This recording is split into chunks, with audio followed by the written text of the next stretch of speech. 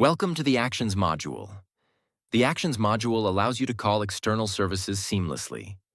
To create a new action, simply click the Create button. First, you'll need to give the action a clear name and description so that the AI model can easily identify it. Make sure your naming is straightforward and descriptive. Next, fill in the details for your service, such as the method, endpoint, and parameters.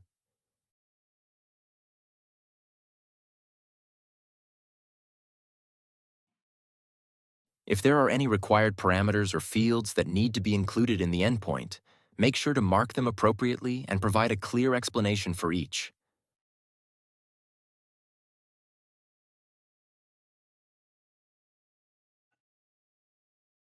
Finally, after filling in all the necessary information, test the request to ensure it's working correctly. Once you're confident the action is functioning as expected, go ahead and save it.